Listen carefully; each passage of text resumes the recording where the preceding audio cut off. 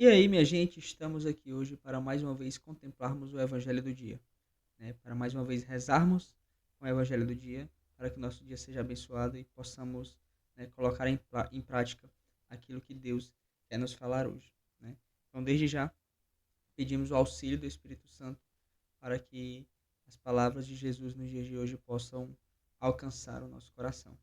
Em nome do Pai, do Filho e do Espírito Santo. Amém. Vinde, Espírito Santo, enchei os corações dos vossos fiéis e acendei neles o fogo do vosso amor.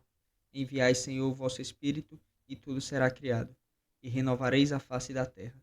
Oremos. Ó Deus, que instruíste os corações dos vossos fiéis com a luz do Espírito Santo, fazer que apreciemos retamente todas as coisas segundo o mesmo Espírito, e gozemos sempre de sua consolação. Por Cristo Senhor nosso. Amém. Hoje nós vamos ler mais uma vez o Evangelho de João, né? João 6, do 44 ao 51. Naquele tempo, disse Jesus à multidão: Ninguém pode vir a mim se o Pai que me enviou não o atrai, e eu o ressuscitarei no último dia. Está escrito nos profetas: Todos serão discípulos de Deus. Ora, todo aquele que escutou o Pai e por ele foi instruído, vem a mim. Não que alguém já tenha visto o Pai. Só aquele que vem de junto de Deus viu o Pai. Em verdade vos digo: quem crê possui a vida eterna. Eu sou o pão da vida. Os vossos pais comeram o maná no deserto e, no entanto, morreram. Eis aqui o pão que desce do céu. Quem dele comer nunca morrerá. Eu sou o pão vivo descido do céu. Quem comer deste pão viverá eternamente. E o pão que eu darei é a minha carne dada para dar vida ao mundo. Palavra da salvação.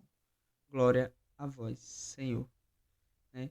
A gente pode reparar que nesses dias que estamos, né, lendo o Evangelho do dia, todos os dias a gente vai falando da Eucaristia. Né? Hoje já está bem mais claro aqui de que Jesus fala do corpo dele. Né? Jesus fala: E o pão que eu darei é a minha carne dada para a vida do mundo. Né? Ele fala: O pão que eu darei é a minha carne. Ele não insinua, né? Ele não diz que é uma imitação ou diz que é apenas um gesto, um teatrinho, não. Ele diz: O pão que eu darei é a minha carne. Né?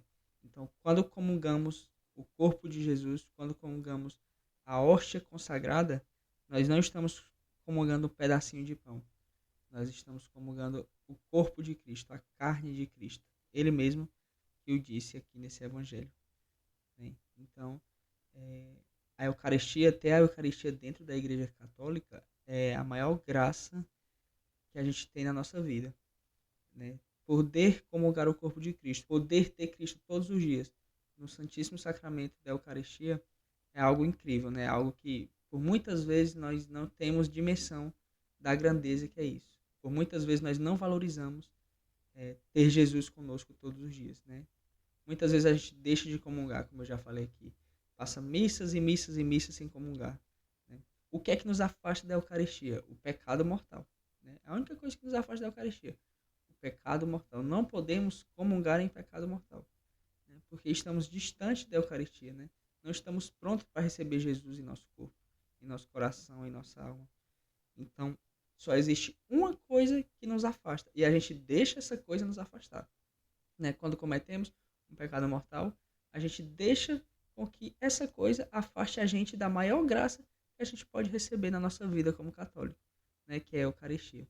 Então, sejamos vigilantes, né? Sejamos ríspidos com nós mesmos, né? Para que não nos deixemos afastar pelo pecado mortal, para que não demos espaço para o pecado mortal. O que é o pecado mortal? O pecado que eu cometo com consciência. Eu sei que é errado, eu sei que fere o coração de Deus, mas eu vou lá e cometo, mesmo sabendo que é errado.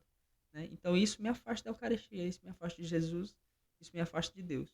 Né? E a gente vai cometendo, e às vezes vai deixando para se confessar amanhã, e deixa para depois, e deixa para a semana que vem, e a gente vai perdendo a graça que é ter a Eucaristia conosco, que é ter a Santa Eucaristia em toda missa, todos os dias, se a gente conseguir, todos os dias.